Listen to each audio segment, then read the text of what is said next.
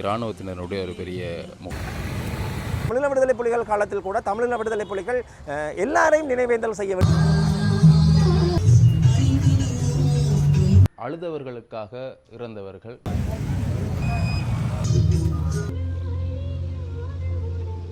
நாங்கள் மட்டும்தான் இந்த நினைவேந்தலை செய்யலாம், எங்களுக்கு மட்டும்தான் இந்த நினைவேந்தலை செய்வதற்கான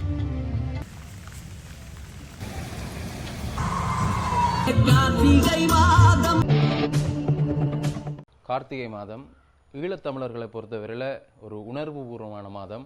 பலருக்கும் ஈழத்தமிழராக இருக்கக்கூடிய எல்லாருமே அறிந்திருக்கக்கூடிய மாதம். என்ன விஷயம்னா, இந்த மாதத்தில் தான் நினைவேந்தல்கள், நினைவு கூறல்கள் எல்லாமே இடம்பெறும். ஒரு இனத்திற்காக ஒரு இனம் நிம்மதியாக வாழ வேண்டும் என தங்களுடைய உயிர்களை கூட துச்சமாக மதித்த அந்த உயிர்களை கூட பொருட்படுத்தாமல் களமாடியவர்கள், வீரச்சாவு அடைந்தவர்கள், அவர்களை நினைவு கூறக்கூடிய ஒரு மாதம் இந்த கார்த்திகை மாதம். இறந்தவர்களுக்காக அழுபவர்கள் மத்தியில் அழுதவர்களுக்காக இறந்தவர்கள். இந்த மாதம் 27ஆம் தேதி மாவீரர் நாள் உணர்வுபூர்வமாக அனுஷ்டிக்கப்படும். இந்த வாரம் இன்றைய நாளில் இருந்து அந்த மாவீரர் வாரம் ஆரம்பமாகுது. ஈழத்தில் தமிழர் வாழக்கூடிய பகுதிகளில் உணர்வெழுச்சியோட பல இடங்களில் வந்து இந்த மாவீரர் நிகழ்வுகள் வந்து ஆரம்பிக்கப்பட்டிருக்கு. இப்போது நாங்கள் நிற்கக்கூடியது கோப்பாய் பகுதி. கோப்பாய் மாவீரர் துயிலம் இல்லம் ஒன்று இருக்கின்றது. அந்த துயிலம் இல்லம் இப்பொழுது இராணுவ கட்டுப்பாட்டுகள் இருந்தாலும் அந்த பகுதியிலும் கூட உணர்வெழுச்சியோடு கடந்த வருடங்களில் கூட மிகச்சிறப்பாக வந்து இந்த நினைவேந்தல்கள் இடம்பெற்றிருந்தது. அப்படியாக இப்பொழுது நாங்கள் நிற்கக்கூடியது கோப்பாய் பகுதியில் நீங்கள் பார்க்கக்கூடியமாக இருக்கும் நினைவேந்தலுக்குரிய ஏற்பாடுகள் எல்லாமே செய்யப்பட்டிருக்குது. அதே சமயம்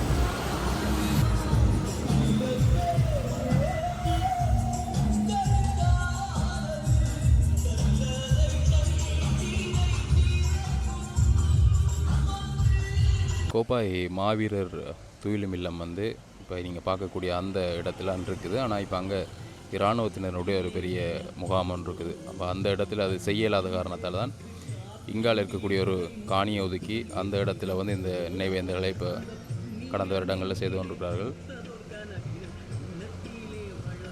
சிவப்பு மஞ்சள் கொடிகள் எல்லாமே கட்டி பறக்க விட்டு நீங்கள் பார்க்கக்கூடியமாக இருக்கும். மாவீரர் நாள் நவம்பர் 27 அந்த இடத்துல பெரிய அளவிலான பதாகை வைக்கப்பட்டிருக்கின்றது. எப்படி ஒரு மாவீரர் துயிலும் இல்லம் அமைக்கப்பட்டிருக்குமோ அதே மாதிரியான அமைப்பில் இந்த இடத்துல வந்து மேற்கொண்டிருக்கிறார்கள். மாவீரர் துயிலும் இல்லம் இராணுவ கட்டுப்பாட்டுக்குள் இருக்கிறபடியால் அந்த இடத்துல இராணுவம் குடியிருக்கிறதால அந்த இடத்துக்கு செல்ல முடியாது. அதனால் அது செல்லக்கூடிய அந்த வாயில் பகுதி இதில் இருந்து அங்கே நேரே அந்த இராணுவ முகாம், அங்கே தான் மாவீரர்களுடைய அந்த நினைவிடம் இருக்கின்றது. அந்த இடத்துக்கு செல்ல முடியாத காரணத்தினால இந்த வாயில் பகுதியில் ஒரு நினைவுச் சுடரை ஏற்றி அதன் பின்னர் இதற்காக ஒழுங்கமைக்கப்பட்டிருக்கக்கூடிய அந்த இடத்துல வந்து இந்த நினைவஞ்சலிகளை வந்து ஏற்பாட்டு குழுவினர் வந்து ஆரம்பிக்க இருக்கிறோம்.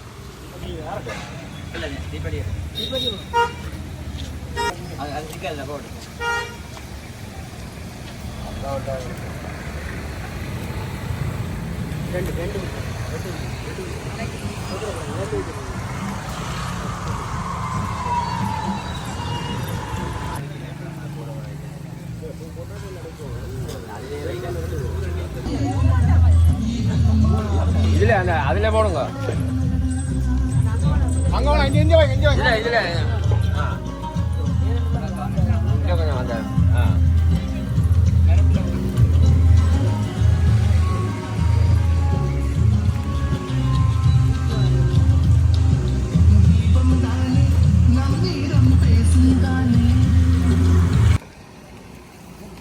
தமிழ் மக்கள் நிம்மதியாக வாழ வேண்டும்.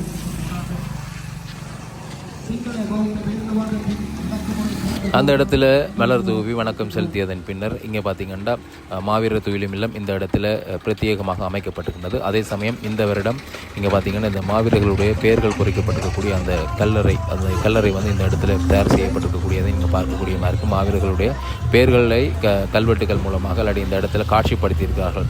உயிர் நீத்தவர்கள், எங்களை விட்டு பிரிந்தவர்கள், களமாடியவர்கள் அனைவருடைய பெயர்களும் வந்து இங்கே வரிசையாக காட்சிப்படுத்தப்பட்டிருக்குது இந்த இடத்துல.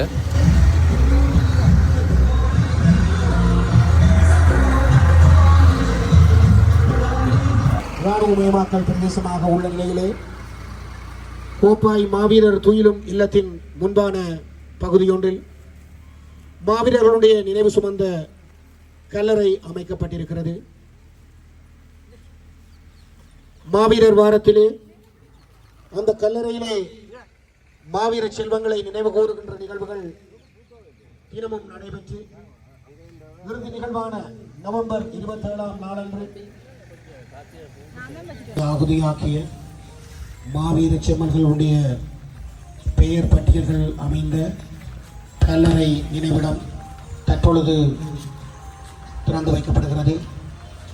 அந்த வகையிலே மாவீரர்களான ஈழத்தரசி புலிக்குட்டி ஆகியோருடைய தாயார் மலர் ராணி குமாரசாமி அவர்கள் மாவீரர்களுடைய நினைவிடத்தில் பொதுச்சுடர் ஏற்றுவார்.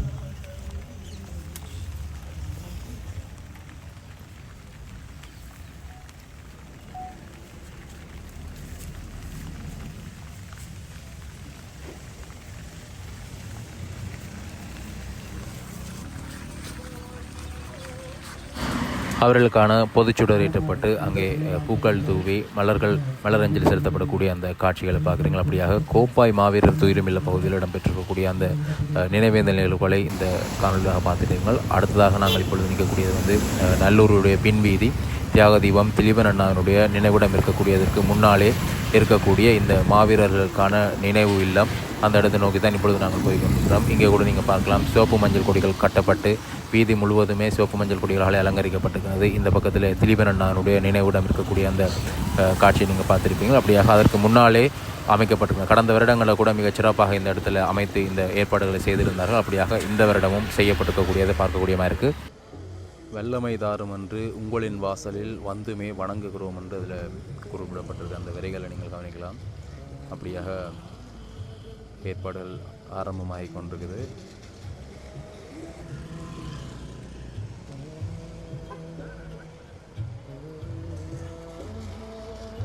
மாவீரர் துயிலுமில்ல வாயில் போதி எவ்வாறு இருக்குமோ அப்படியான அமைப்பில் இந்த வாயில் போதி அமைக்கப்பட்டிருக்குது.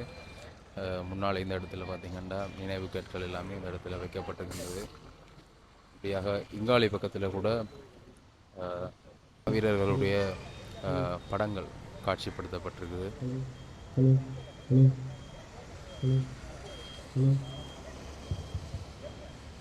இதில் பார்த்திங்கன்னா செல்வச்சந்திரன், சத்யநாதன், சங்கர் தாய்மண்ணுக்கான முதல் வித்து என்று அவருடைய அந்த படம் போடப்பட்டிருக்கு. அப்படியாக இங்காலே திலீபன் அண்ணாவுடைய படம் இருக்கிறது. தாய்மண்ணுக்கான முதல் பெண் வித்து மாலதி அவர்களுடைய படம் இருக்கிறது. அப்படியாக இங்கால மில்லர் அவருடைய படம் இருக்குது. அப்படியாக இங்கால அங்கே கண்ணி அவர்களுடைய படம் வந்திருக்குது. இந்த நாளில் என்ன நடக்குதுன்னு இன்றைய நாளிலே வளமை போல் எங்களுடைய தாயக மண்ணுக்காகவும் எங்களுக்காகவும் தாயக மண்ணினுடைய விடியலுக்காகவும் உயிர் நீத்த எங்களுடைய உத்தமர்களை நினைவு கூறுகின்ற இந்த புண்ணியமான கார்த்திகை மாதத்திலே எங்களுடைய மாவீர செல்வங்களை நினைவு கூறுகின்ற வாரம் இன்றைய ஆரம்பமாகின்றது. அந்த வகையிலே வளமை போல் இந்த வருடமும் 5வது வருடமாக நல்லூரிலே இந்த நினைவாலயம் அமைக்கப்பட்டிருக்கின்றது. இந்த நினைவாலயத்திலே நினைவு கற்களிலே எங்களுடைய மாவீர செல்வங்களுடைய பெயர்கள் பொறிக்கப்பட்டு இன்று அஞ்சலிக்காக வைக்கப்படுகின்றது. வளமையை விட வித்தியாசமாக இருக்கும் என்ற விஷயம் அதிகமாக பார்க்கக்கூடிய என்ன வித்தியாசம்? நிச்சயமாக நீங்கள் இந்த நினைவாலயத்தை பார்க்கும்போது தெரிந்திருக்கும், இந்த ஒவ்வொரு மாவீரர்களுக்கும் ஒரு தனித்துவ அடையாளங்கள் இருக்கும். கடந்த காலங்களிலே நாங்கள் அந்த தனித்துவ அடையாளங்களை பேணாமல் விட்டுவிட்டோமோ என்கின்ற ஒரு மன ஆதங்கம் எங்களிடத்தில் இருந்தது. அந்த வகையில் இந்த வருடம் ஒவ்வொரு மாவீரர்களுக்குமான அந்த தனித்துவ அடையாளங்களுடன் இந்த நினைவாலயம் அமைக்கப்பட்டிருக்கின்றது. அது ஒரு இந்த நினைவாலயத்தினுடைய சிறப்பம்சமாக காணப்படுகின்றது.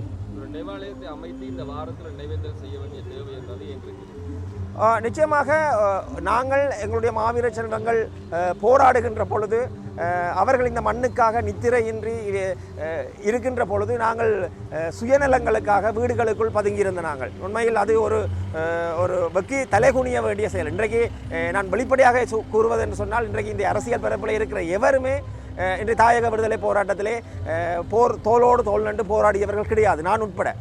அந்த வகையிலே இந்த அடுத்த தலைமுறைக்கு இந்த வரலாறானது கடத்தப்பட வேண்டும், அல்லது இந்த அடுத்த தலைமுறைக்கு இந்த வரலாறு கடத்தப்படாமல் எங்களோடு இந்த வரலாறு முடியக்கூடாது என்கின்ற ஒரு நோக்கம் இருக்கின்றது. அந்த வகையிலே இந்த எங்களுடைய மாவீர செல்வங்கள் போராடிய இந்த மண்ணுக்காக தங்களை அர்ப்பணித்த அந்த தியாக உணர்வையை நாங்கள் அடுத்த தந்தைக்கு எடுத்துச் செல்ல வேண்டும். எங்களுடைய மாவீர செல்வங்களுடைய பெற்றோர்கள் இதனை சிறந்த முறையிலே பராமரித்து அவர்கள் இந்த மாவீர செல்வங்கள் அஞ்சலி செலுத்த வேண்டிய ஒரு நிகழ்வையும் நாங்கள் ஏற்பாடு செய்திருக்கின்றோம். நிலம் தொடர்பில் யார் செய்கிறது என்பதில் ஒரு போட்டி இல்லை. இதுக்கு என்ன முடிவு? நான் அதுக்கான போட்டிக்கு என்ன முடிவு என்பதில்லை. உண்மையில் நான் அதை வெளிப்படையாக கூறுவதென்று சொன்னால் தமிழீழ விடுதலை புலிகள் காலத்தில் கூட தமிழீழ விடுதலை புலிகள் எல்லாரையும் நினைவேந்தல் செய்ய விட்டிருந்தார்கள். ஒரு மக்கள் பேரெழுச்சி என்றது எப்போது வரும் என்று சொன்னால் எல்லோரும் எல்லா இடங்களிலும் நினைவேந்தல்கள் செய்கின்ற பொழுதுதான் ஒரு தேசமாக மக்கள் பேரெழுச்சி வரும். ஆனால் நாங்கள் மட்டும்தான் இந்த நினைவேந்தலை செய்யலாம், எங்களுக்கு மட்டும்தான் இந்த நினைவேந்தலை செய்வதற்கான தகுதி இருக்கின்றது, உரிமை இருக்கின்றது, நாங்கள் தான் உயிரோட்டமாக செய்யலாம் என்ற கருத்து வந்து என்றைக்குமே ஏற்புடையதல்ல. இங்கே எல்லாருமே உயிர்ப்புடன் உயிரோட்டமாக செய்வார்கள். என்னுடைய கனவின் ஒரு கட்டத்தை நான் இன்று அடைந்திருக்கின்றேன் என்றதே ஒரு மன திருப்தி அளிக்கின்றது. ஆனால் அடுத்த கட்டங்களுக்கு நாங்கள் செல்ல வேண்டும். அதுக்கான முயற்சிகளை நான் அடுத்த வருடத்திலிருந்து தொடங்குவேன் என்ற நம்பிக்கையும் இருக்கின்றது. அன்பானவர்களே, இந்த அரங்கிலே அமைக்கப்பட்டிருக்கின்ற முதல் மாவீரர்களுக்கு அஞ்சலி செலுத்துகின்ற நிகழ்வு அந்த திருவுருவ படங்களுக்கு முன்பாக அதன் உறவினர்களை அஞ்சலி செய்வதற்கு தயாராக இருக்குமாறு வீரர்களுடைய திருவுருவ படத்தை தாங்கி இருக்கின்ற நினைவு ஆலயத்திலே முதலாவது அஞ்சலி நிகழ்வு ஆரம்பமாகும். இந்த நினைவாலயத்துக்கு அருகிலே பார்த்தீங்கன்னா இந்த மாவீரர்களுடைய திருவுருவ படங்கள் இருக்கக்கூடிய அந்த இடத்துல முதலாவதாக விளக்கேற்றப்படுகின்றது. நினைவு கூறுகின்ற நிகழ்வு ஆரம்பமாகின்றது.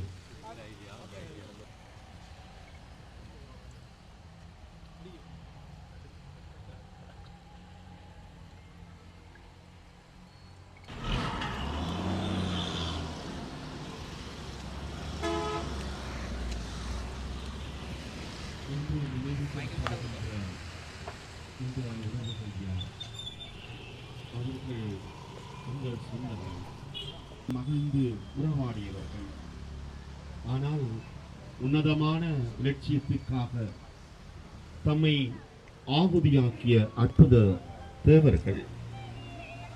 அந்த தேவர்களை நினைவு கூறுகின்ற புனிதமான நேரம் இப்பொழுது ஆரம்பமாக இருக்கின்றது. இந்த வேளையிலே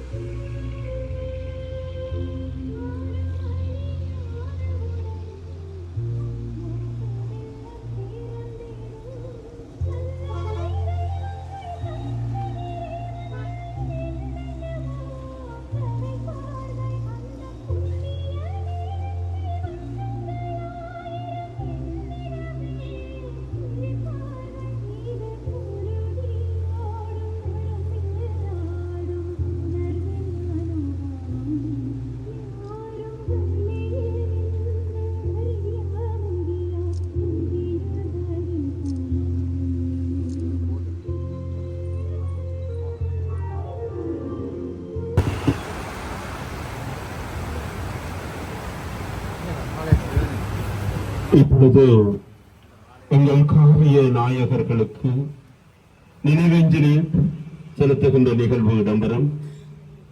மலர் மாலை அணிவித்தும் பூக்கள் சொரிந்தும் புனித தெய்வங்களை நினைவு கூறுகின்ற அந்த புண்ணிய நிகழ்வு இப்பொழுது நடைபெற்றுக் கொண்டிருக்கின்றது.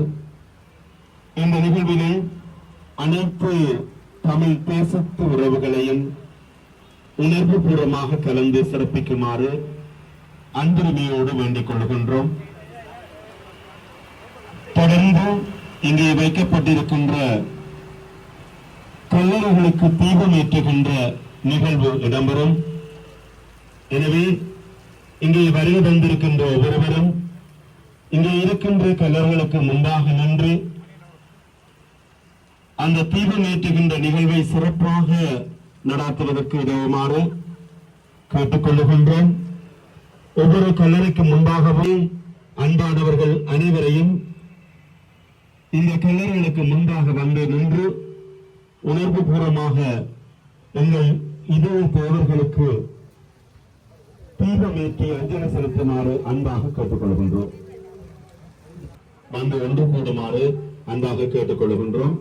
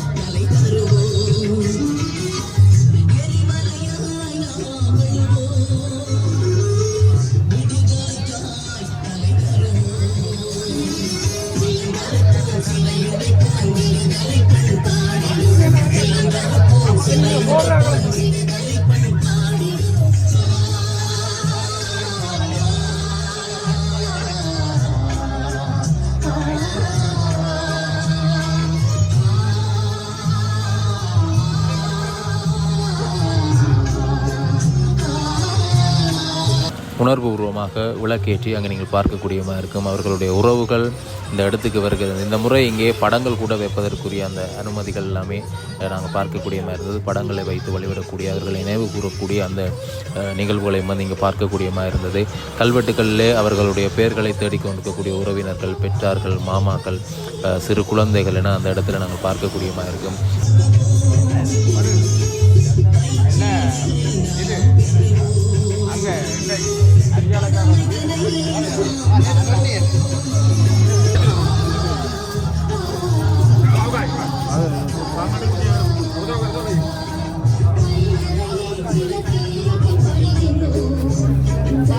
காலத்தின் தேவை கருதி அடுத்த சந்ததிக்கு இது சம்பந்தமான விஷயங்களை, விவரங்களை கொண்டு செல்லணும் என்ற நோக்கத்தோடு செய்யப்பட்டு கொண்டிருக்கக்கூடிய ஒரு சிறப்பான விஷயம்.